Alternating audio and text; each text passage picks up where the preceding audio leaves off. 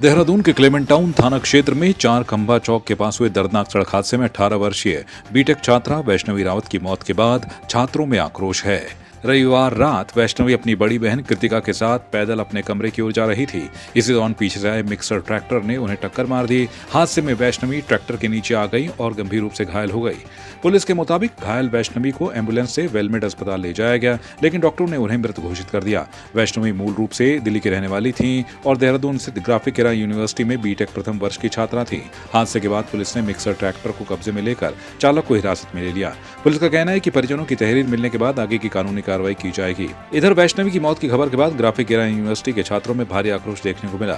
University gate के बाहर बड़ी संख्या में छात्रों ने प्रदर्शन किया और आरोपी के चालक के खिलाफ सख्त कार्रवाई की मांग की। वहीं वैष्णवी की मां ने भी न्याय और सुरक्षा व्यवस्था को लेकर सवाल उठाए हैं। वैष्णवी की मां ने आरोप लगाया है कि हादसे के बाद उनकी बेटी को समय पर मदद नहीं मिली। उन्होंने पुलिस और कॉलेज के एम्बुलेंस पर भी मदद नहीं करने का आरोप लगाया। मां के मुताबिक घायल वैष्णवी को आखिरकार ऑटो से अस्पताल ले जाया गया, जहां डॉक्टरों ने उसे मृत घोषित कर दिया। एक महात्मा ने आगे हाथ जोड़ के बोल के जो वैष्णवी रावत के बारे में बोला जा रहा है सोशल मीडिया में, मीडिया वाले जो बोल रहे कि उस लड़की कि देर रात घूम रही थी, नहीं, वो खाना खा के 8 बजे करीब अपने घर की तरफ जा रही थी वॉक करके। Vaishnavi Rawat graphic era deem में पढ़ती थी, बीटेक करने गई थी दिल्ली से। वो 1 हफ्ता भी नहीं हुआ था मेरे बच्चे को, वो वॉक करके घर पे आई। कॉलेज का ट्रक पीछे से आया, उसके ठोक दिया। उसमें वहां पे किसी ने हेल्प नहीं करी। मेरी बड़ी बेटी ये चिल्लाती रही, हेल्प हेल्प हेल्प। किसी ने हेल्प नहीं करी, ना किसी पुलिस वाले ने हेल्प करी।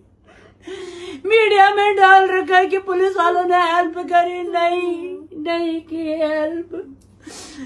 नहीं, कोई एम्बुलेंस नहीं, कॉलेज का एम्बुलेंस घूम भी रहा था, उसने भी हेल्प नहीं करी।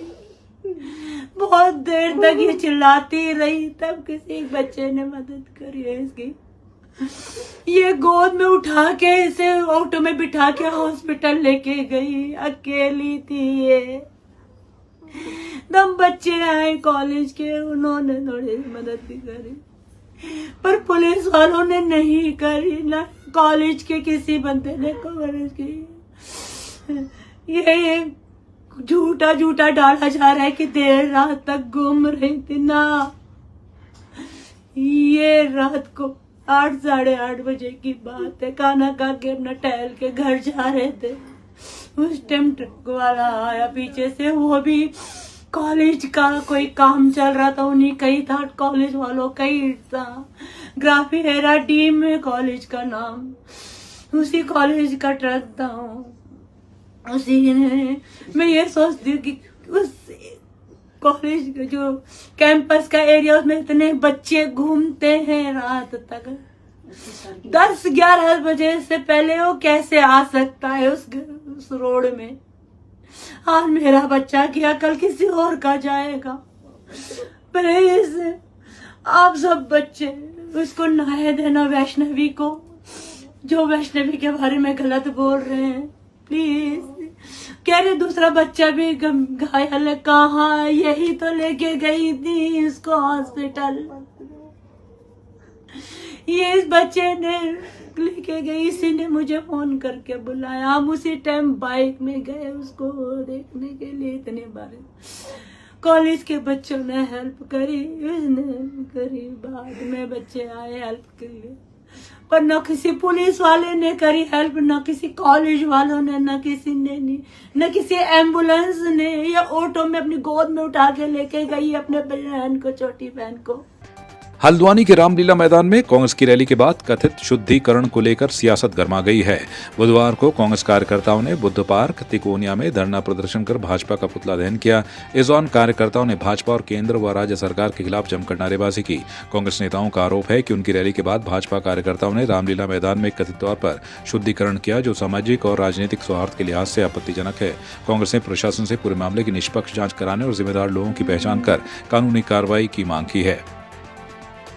जो 8 तारीख को मल्लिकार्जुन खड़गे जी का हमारे राष्ट्रीय अध्यक्ष हैं, वो एक अनुसूचित परिवार से आते हैं और हमारी शैलजा जी जो यहाँ की प्रभारी है वो भी अनुसूचित परिवार से आती हैं। लेकिन सवाल अनुसूचित का परिवार का भी नहीं है, सब एकता और अखंडता और न्यायता बंधुता सबके अभी सबकी एक इज्जत होती है, सम्मान होता है और सब नेता हैं और वो विधान राज्यसभा में नेता प्रतिपक्ष भी हैं। लेकिन उनके आने से रामला मैदान अपवित्र हो गया। आप पवित्र करना पड़ रहा है, शुद्धिकरण करना पड़ रहा है, गंगा जल छिड़कना पड़ रहा है। ये क्या मानसिकता भारतीय जनता पार्टी के कार्यकर्ता जो जिस तरीके से पूरे देश को बांटने की बात कर रहे हैं, तो बड़ा अफसोस की बात है, बड़ा दुख हुआ है, आहत हुआ है। वो लोग जो अनुसूचित जाति के व्यक्ति का अपमान हुआ है, ये अपमान हम सहेंगे नहीं। मैं खास तौर पर ये धामी जी से निवेदन करना चाहता हूँ कि ऐसे के लोगों के ऊपर, ऐसे कृत्य करने वालों के ऊपर तुरंत मुकदमा होनी चाहिए। लेकिन कैसे अपमानित कर सकते हैं आप एक अनुसूचित जाति के व्यक्ति? कितने लोग आपको उसमें भी हमारे अनुसूचित जाति के व्यक्ति मंत्री हैं आपके कैबिनेट में। तारीख को हमारी एक संघनाथ कांग्रेस पार्टी की संघनाथ रैली का आयोजन किया गया था, जिसमें हमारे राष्ट्रीय अध्यक्ष आदरणीय मल्लिकार्जुन खड़गे जी आए थे और हमारी रैली को भारतीय जनता पार्टी के द्वारा और पुलिस प्रशासन द्वारा खराब करने का कार्य किया गया। और ये यहाँ तक जब इनकी मनमानी नहीं चली तो इन्होंने हमारी रैली ख़त्म होने के बाद उस गंतव्य जहाँ पर हमारी रैली हुई थी, जैसे कि रामलीला मैदान में, तो वहाँ इन्होंने शुद्धिकरण करा है, जो कि एक बहुत ही निंदनीय कृत्य है। और दलित वर्ग के समाज से हमारे राष्ट्रीय अध्यक्ष जी बिलोंग करते हैं, हमारी प्रभारी जी बिलोंग करती है और हमारे नेता प्रतिपक्ष भी दलित वर्ग से बिलोंग करते हैं। इन्होंने दलित वर्ग का अपमान किया है, तो हम सभी लोग यही यहाँ पे इनके विरोध में आए हुए हैं। हमारा ये कहना है कि शुद्धिकरण का हक हमें नहीं, आप लोगों का है, क्योंकि सारे भ्रष्टाचारी भारतीय जनता पार्टी में पाए जाते हैं, सारे बलात्कारी वहीं पाए जाते हैं। तो शुद्धिकरण आप लोग अपना करिए, हमारी पार्टी का करने का कोई आवश्यकता नहीं है। और जितने उस गंतव्य में पाए गए थे, तो हम सभी लोग चाहते हैं कि उन सभी के खिलाफ मुकदमा दर्ज करा जाए। नकली लोग ना नकली शुद्धिकरण करते हैं, इनको चाहिए ये शुद्धिकरण करवाएं। वो जो हिमाचल से माननीय एक जो सांसद बन के आई हैं, नहीं कभी वो हीरोइन थी, जो इस देश की 63% युवाओं को कहती है गटर, उसका शुद्धिकरण कराएं। ये इस देश की संस्कृति का परिचायक है, बाबा साहब भीमराव अंबेडकर ने सबको ये वो दिया है। मैं कार्यकर्ताओं ने रामलीला ग्राउंड में जो शुद्धिकरण का जो कार्यक्रम रखा, वो एक तरीके से भाजपा की दलित विरोधी मानसिकता को दर्शाता है और इसका हम पुरजोर विरोध करेंगे। और मेरा ये कहना है, अगर भाजपा को शुद्ध करना है, सबसे पहले खुद की पार्टी को शुद्ध करे, खुद के कार्यकर्ताओं को शुद्ध करे, अपनी मानसिकता को शुद्ध करे। उत्तराखंड के बागेश्वर में सरयू और गोमती के पवित्र संगम पर 10 अगस्त को भावुक कर देने वाला दृश्य देखने को मिला। जापान से बागेश्वर पहुंची मियाको कैटलेट ने अपने दिवंगत अमेरिकी पति रॉबर्ट कैटलेट की अस्थियां वैदिक मंत्रोच्चारण के बीच सरयू की पावन धारा में विसर्जित की। रॉबर्ट और मियाको की मुलाकात वर्ष 2005 में जापान के एक साधना शिविर में हुई थी। वर्ष 2007 में बागेश्वर की यात्रा के दौरान रॉबर्ट का इस पवित्र भूमि से गहरा भावनात्मक रिश्ता जुड़ गया। दोनों ने बाद में विवाह कर जापान में जीवन बिताया। वर्ष 2022 में गंभीर बीमारी के चलते रॉबर्ट का निधन हो गया। पति की अंतिम इच्छा पूरी करने के लिए मियाको उनकी अस्थियां लेकर बागेश्वर पहुंची। पारिवारिक पुजारी की मौजूदगी में हिंदू रीति रिवाजों और मंत्रोच्चारण के साथ अस्थि विसर्जन किया गया। इस दौरान सरयू तट सच्चे प्रेम और अटूट समर्पण का गवाह बना। नैनीताल एसएसपी प्रकरण को लेकर बुधवार को बागेश्वर में कांग्रेस कार्यकर्ताओं ने प्रदेश सरकार और पुलिस प्रशासन के खिलाफ प्रदर्शन किया। एसबीआई तिराहे पर जुटे कार्यकर्ताओं ने राज्य सरकार और नैनीताल एसएसपी का पुतला फूंका और जमकर नारेबाजी की। कांग्रेस कार्यकर्ताओं का आरोप है कि हल्द्वानी में आयोजित रैली में शामिल होने जा रहे आम लोगों और कांग्रेस कार्यकर्ताओं को जगह जगह रोका गया। कांग्रेस ने इसे रैली को प्रभावित करने की साजिश बताया। कार्यकर्ताओं ने आरोप लगाया कि नैनीताल एसएसपी ने कांग्रेसजनों को अराजक तत्व कहकर उनका अपमान किया। कांग्रेस नेताओं ने पुलिस प्रशासन पर राजनीतिक दबाव में काम करने का आरोप लगाते हुए मामले में कार्रवाई की मांग की रैली में आ रहे थे तो मंजूनाथ टीसी के द्वारा हर बैरिकेडिंग पर उन सब कांग्रेस के कार्यकर्ताओं को रोका गया और अराजक तत्व और उपद्रवी कहकर उन काफिलों को रोकने का पूरा प्रयास नैनीताल पुलिस के द्वारा किया गया। और एक भारतीय जनता पार्टी के एजेंट के तौर पर नैनीताल पुलिस के एसएसपी के द्वारा जिलाध्यक्ष के तौर पर जिस प्रकार से पूरी गाड़ियां रोकी गई, ये बहुत निंदनीय है। इसी एसएसपी नैनीताल तो एक मोहरा है जो माननीय मुख्यमंत्री के नवरत्न है, जल्द से जल्द उन 9 रत्नों को प्रदेश कांग्रेस कमेटी के माननीय अध्यक्ष और तमाम फ्रंटल संगठनों के सम्मानित अध्यक्ष इन 9 रत्नों का खुलासा जल्द से जल्द करने वाले हैं। जो तनख्वाह तो सरकार की ले रहे हैं, जो पेंशन भी टैक्स पेयरों की ले रहे हैं, लेकिन उनका रुझान एक भारतीय जनता पार्टी के समर्पित कार्यकर्ता के तौर पर है। पौड़ी गढ़वाल की लवाली घाटी में साधना स्वायत्त सहकारिता समिति की ओर से नवनिर्मित कलेक्शन सेंटर और कार्यालय का लोकार्पण किया गया। कार्यक्रम में मुख्य अतिथि पौड़ी विधायक राजकुमार पोरी और विशिष्ट अतिथि ब्लॉक प्रमुख अस्मिता नेगी मौजूद रहीं। विधायक राजकुमार पोरी ने कहा कि कलेक्शन सेंटर खुलने से ग्रामीणों और महिलाओं को अपने खेतों में तैयार ऑर्गेनिक और पहाड़ी उत्पाद बेचने के लिए बाजार की तलाश नहीं करनी पड़ेगी। किसान और महिलाएं अपना अतिरिक्त उत्पादन सीधे सेंटर पर पहुँचा सकेंगी। आज यहाँ पर CLF खुला है और आज मैं समझता हूँ कि अधिकारियों की तरफ से भी इसमें बहुत इंटरेस्ट लिया गया है और बड़े सहयोग के साथ उन्होंने महिलाओं को ये भवन यहाँ पर तैयार करके दिया है।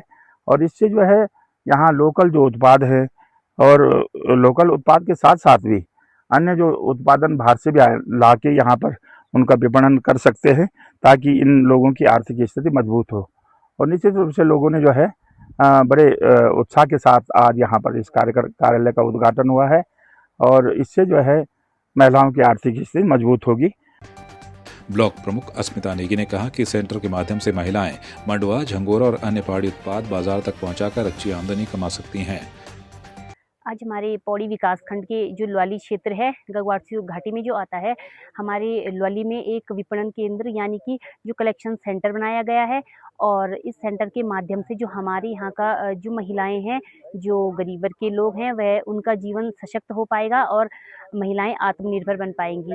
जैसे कि पहले होता था, हम लोग खेती करते थे और जो हमारे ऑर्गेनिक प्रोडक्ट्स हैं, हमें उसके लिए सही बाजार और कीमत नहीं मिल पाता था। लेकिन आज की डेट में जब हम इसमें अच्छे से काम करेंगे एक समूह के माध्यम से, तो हमें एक तो सीधा हमें बाजार मिलेगा अपने प्रोडक्ट को बेचने के लिए और उसके साथ ही सही मूल्य यानी कि जो बिचौलिए होते हैं वह बीच में पैसा न खा के इसके मूल्य हमें सीधा मिल पाएगा। वहीं समिति से जुड़ी महिला सुशीला रावत ने बताया कि अब दाल, झंगोरा, मंडुआ समेत अन्य उत्पाद आसानी से बेचने की सुविधा मिलेगी। उन्होंने इसे महिलाओं को आर्थिक रूप से मजबूत बनाने की दिशा में महत्वपूर्ण पहल बताया। इसमें महिलाओं का ये फायदा है कि जो कि खेती में जो भी उनके सामान दाल या कुछ भी चीज़ होगी वो यहाँ आ सकता है और यहाँ से बिक्री, पैकेजिंग, छटनी वगैरह करके बिक्री हो सकता है। और जो महिलाओं के लिए बाहर की चीज़ें जो कलेक्शन सेंटर में ला के उसको सस्ते दामों तक महिलाओं तक पहुँचाना, ये हमारा कलेक्शन सेंटर। और यहाँ पे कुछ स्टाफ भी मौजूद है और आगे स्टाफ भी लगेगा, वो भी महिलाएं उसमें भागीदार रहेंगी। आपकी इस पर क्या राय है, हमें कमेंट कर जरूर बताएं। इसके साथ ही आप हमारे YouTube चैनल को सब्सक्राइब कीजिए। आप हमें Facebook, Instagram, Twitter पर फॉलो भी कर सकते हैं और संवाद 365 के साथ एक क्लिक में जुड़ने के लिए डाउनलोड कीजिए संवाद 365 ऐप।